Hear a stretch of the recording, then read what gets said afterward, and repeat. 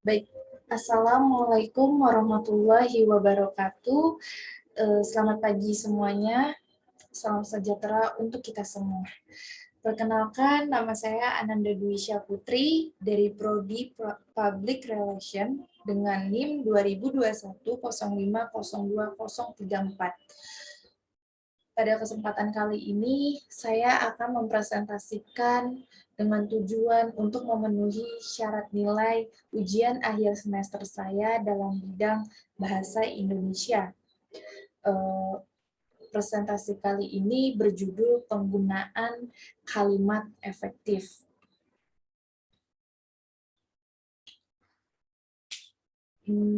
Menurut saya, definisi kalimat efektif itu secara inti, kalimat efektif adalah kalimat yang tepat, kalimat yang dapat mengungkapkan gagasan sesuai dengan yang diharapkan oleh si penulis atau si pembicara.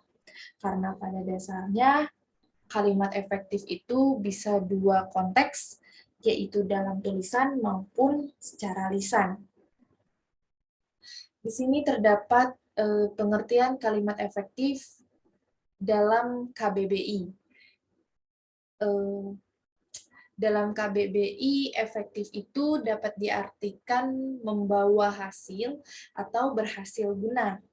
Bahasa sederhananya, efektif merupakan kata sifat untuk menunjukkan sesuatu yang tepat guna. Kalimat efektif ialah kalimat yang memiliki kemampuan untuk menimbulkan kembali gagasan-gagasan pada pikiran pendengar atau pembaca seperti gagasan yang ada pada pikiran pembicara atau si penulis. Kalimat dikatakan efektif apabila berhasil menyampaikan pesan, gagasan, perasaan, maupun pemberitahuan sesuai dengan maksud si pembicara atau si penulis. Apa tujuan dari kalimat efektif? Nah, di sini menurut saya tujuan kalimat efektif itu agar isi atau maksud dari kalimat tersebut isi atau maksud yang disampaikan si penulis atau si pembicara tergambar dengan lengkap oleh si pendengar atau si pembaca. Nah, di sini terdapat dua tujuan dari kalimat efektif. Yang pertama ada mewakili gagasan atau perasaan pembicara atau si penulis. Yang kedua, menimbulkan gagasan yang sama tepatnya dalam pikiran pendengar atau pembaca seperti yang dipikirkan pembicara atau si penulis. Syarat-syarat kalimat efektif. Di sini yang pertama itu menggunakan diksi yang tepat. Diksi itu adalah pilihan kata yang paling tepat dan selaras dalam penggunaannya untuk mengungkapkan gagasan pada kalimat. Contohnya tidak menggunakan pengulangan kata, misalnya bersama-sama, itu tidak efektif. Yang kedua, syarat kalimat efektif itu ada taat terhadap tata aturan ejaan yang berlaku. Pada dasarnya, kalimat efektif bahasa Indonesia berpatokan atau berpacu pada pedoman umum ejaan bahasa Indonesia atau biasa disebut dengan PUEBI. Contohnya, ibuku memperjuangkan karirnya dengan baik. Itu termasuk kalimat yang kurang efektif atau kalimat yang tidak efektif. Contoh kalimat yang efektif bagaimana? Di situ kan tadi ibuku memperjuangkan karirnya dengan baik. Karir yang dimaksud dalam kalimat tersebut adalah karir dengan dengan huruf I, yang padahal efektifnya itu karirnya itu sebenarnya KARIER. Jadi kalimat yang efektif itu ibuku memperjuangkan karirnya dengan baik. Selanjutnya ada menggunakan variasi struktur kalimat. Variasi kalimat atau biasa disebut dengan prafrasa, yaitu mengubah kalimat atau kata-kata menjadi bentuk kalimat yang baru tanpa mengubah maksud atau maknanya dari kalimat tersebut. Contoh, ibu mengantarkan adik ke tempat les. Kata-katanya diganti atau kalimatnya diganti, tapi tidak mengganggu atau tidak mengubah makna dari kalimat tersebut. Gimana contohnya? Contohnya itu kan tadi ibu mengantarkan adik ke tempat les. Kalimat yang efektifnya adik diantarkan ibu ke tempat les. Sama-sama ibu yang ngantarin adiknya ke tempat les, tapi hanya kata-katanya saja yang berubah. Seperti itu. Selanjutnya ada menggunakan kesejajaran bentuk bahasa yang dipakai. Yang kelima ada syarat kalimat efektif yang selanjutnya itu ada menggunakan kesepadanan antara struktur bahasa dan jalan pikiran yang logis dan sistematis. Kalimat efektif memiliki kesepadanan struktur, yaitu keseimbangan antara gagasan dengan struktur yang dipakai. Dengan catatan kesepadanan struktur yang baik, ada poin-poin yang harus dipenuhi agar menjadi kalimat yang efektif. Selanjutnya ada ciri-ciri kalimat efektif. Ciri-ciri kalimat efektif itu ada kelugasan, ketepatan, kejelasan, kehematan, dan kesejajaran. Kelugasan itu kalimat efektif yang mensyaratkan bahwa informasi yang disampaikan dalam kalimat itu ialah yang pokok-pokoknya saja, tidak berbelit-belit. Contohnya eh, pada ciri kelugasan yaitu seperti ini. Permintaan terhadap produk masker terus meningkat, mau tidak mau memaksa industri alat kesehatan menambah produksi dan meningkatkan mutu masker itu sendiri. Jadi, to the point, pokoknya saja, tidak berbelit-belit. Selanjutnya, ciri-ciri kalimat efektif itu ada ketepatan. Ketepatan itu mensyaratkan bahwa kalimat efektif harus jitu atau sesuai dengan sasarannya, sehingga dibutuhkan ketelitian tidak menimbulkan multitafsir, karena akan menyebabkan keambiguan atau maknanya lebih dari satu.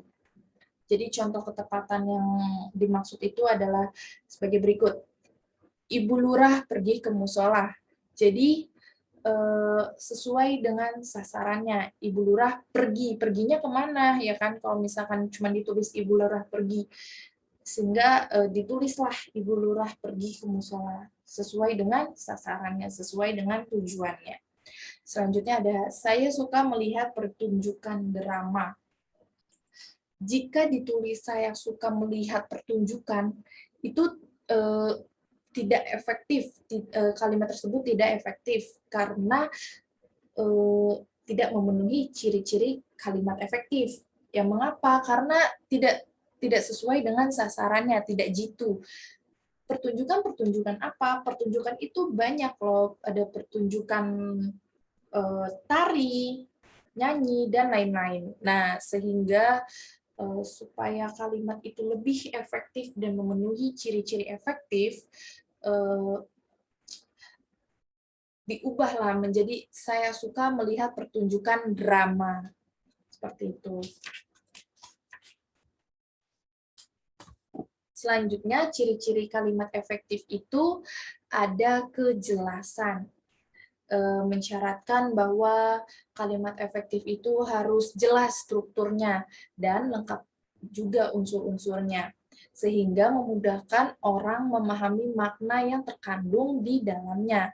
Sebaliknya, jika tidak memenuhi unsur-unsur, tidak memenuhi struktur yang tepat, tidak memenuhi ya unsur-unsur dan struktur yang tidak tepat, maka orang bingung, orang susah untuk memahami maknanya dari kalimat tersebut. Jadi contohnya gimana? Contoh kejelasan itu gimana? Di halaman depan mengejar tikus dan kucing. Sehingga strukturnya jelas, unsurnya jelas, sehingga orang-orang mudah memahami, memahami makna dari kalimat tersebut. Selanjutnya ada kehematan. Kehematan itu, kalimat efektif itu harus cermat, tidak boros dan tidak boros dan harus perlu hati-hati. Jadi contohnya gimana? Contohnya di sini itu ada, yang pertama itu ada dia tidak masuk kelas karena dia sakit. Jadi nggak boros. Jadi dia tidak masuk kelas karena dia sakit. Terus yang selanjutnya ada Ulfa memakai gamis berwarna hitam. Itu jelas, tidak boros, cermat, dan perlu kehati-hatian. Selanjutnya ada kesejajaran. Kesejajaran itu bentuk dan struktur yang digunakan dalam kalimat efektif harus paralel, sama, atau sederajat. Dalam bentuk kesejajaran pada penggunaan imbuhan, sedangkan dalam struktur terletak pada klausa-klausa yang menjadi pengisi dalam kalimat majemuk setara. Contohnya bagaimana? Contohnya seperti yang terlihat di layar presentasi. Kesejajaran itu contohnya yang pertama, semakin berumur seharusnya manusia itu semakin bermoral, bijaksana, dan tanggung jawab. Terus yang kedua ada, anak itu ditolong Pak Adi dan memapahnya ke pinggir jalan. Baik, selanjutnya kita masuk ke struktur kalimat efektif. Struktur kalimat efektif itu ada subjek, predikat, objek, pelengkap, dan keterangan. Subjek itu menunjukkan pelaku, tokoh, sosok, benda yang biasa diisi oleh jenis kata, frasa benda, atau klausa, yaitu frasa verbal. Misalnya di sini ada ayahku sedang melukis. Subjeknya itu ya ayahku. Sedangkan yang kedua itu ada meja direktur besar. Subjeknya meja. Dan yang ketiga ada yang berbaju batik dosen saya. Subjeknya siapa? Subjeknya itu yang berbaju batik. Selanjutnya subjek dalam yang keempat itu ada berjalan kaki, yang kelima membangun jalan. Kalimat A dan B itu frasa benda karena menunjukkan adanya benda, subjeknya itu menunjukkan adanya benda. Sedangkan kalimat C itu jenisnya klausa karena adanya tokoh, pelaku. Ya, sih adanya benda juga sama yang berbaju batik. Itu kan benda ya dosen saya. Terus selanjutnya di kalimat D dan E itu termasuk ke dalam kalimat frasa verbal, jenis frasa verbal. Selanjutnya ada predikat. Predikat yaitu kalimat yang memberitahu untuk melakukan atau tindakan apa dalam keadaan bagaimana. Jadi contohnya itu di sini ada kuda meringkik. Jadi predikatnya ya meringkik. Di sini kalimat A menunjukkan perbuatan si kuda yang sedang meringkik. Jadi subjeknya yaitu kuda, predikatnya meringkik. Terus kalimat kedua ada ibu sedang tidur siang. Kalimat tersebut menunjukkan adanya perlakuan ibu atau ibu lagi ngapain, ibu melakukan tidur siang. Terus yang ketiga kalimat putrinya cantik jelita. Itu menunjukkan bagaimana fisik si putrinya. Terus yang keempat itu kalimat Kota Jakarta dalam keadaan aman. Itu menunjukkan situasi kota Jakarta. Dan yang terakhir, kucingku belang 3. Kalimat tersebut menunjukkan ciri kucingku, ciri dari si kucingku. Selanjutnya ada objek. Objek itu kalimat yang melengkapi predikat, diisi oleh nomina, frasa nominal, atau klausa. Objek selalu ada di belakang predikat. Nurul menimang, arsitek merancang, juru masak menggoreng. Nah, juru masak menggoreng. Contoh tersebut itu objeknya kan belum ada gitu kan. Nurul menimang siapa? Nurul menimang adiknya. Jadi objeknya itu adiknya. Kan tadi disebutkan bahwa objek itu terletak di belakang predikat. Jadi menimang itu Nurul menimang predikat, objeknya adalah adiknya misalnya. Terus yang kedua, arsitek merancang, itu kan predikat. Objeknya misalkan merancang rumah gitu kan. Terus juru masak menggoreng, objeknya apa? Misalnya ikan atau ayam gitu. Terus yang keempat ada pelengkap.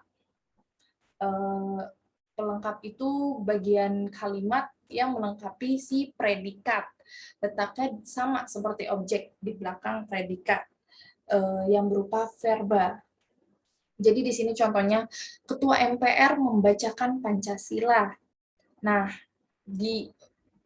kan struktur kalimat efektif tadi tersebut ada pelengkap, ya kan? Jadi kalimat tersebut diubah menjadi Pancasila dibacakan oleh Ketua MPR.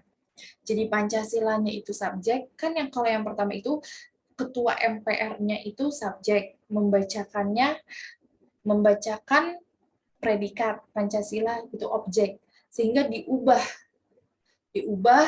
agar memenuhi struktur kalimat efektif yang menjadi Pancasila dibacakan oleh Ketua MPR. Pelengkapnya di mana? Oleh Ketua MPR. Sehingga subjeknya Pancasila, predikatnya dibacakan, dan pelengkapnya oleh Ketua MPR. Yang terakhir ada keterangan. Keterangan itu bagian kalimat yang menerangkan berbagai hal mengenai bagian kalimat yang lainnya. Bersifat bebas, dapat di awal, di tengah, dan di akhir. Berfungsi menerangkan subjek, predikat, objek, serta pelengkap. Baik, segitu saja yang bisa saya sampaikan. Mohon maaf apabila ada kesalahan kata yang kurang berkenan di hati pendengar atau dosen saya. Tujuan presentasi saya itu ya tadi supaya semoga nilai saya memenuhi syarat ujian akhir semester ini. Baik itu aja. Terima kasih. Wassalamualaikum warahmatullahi wabarakatuh.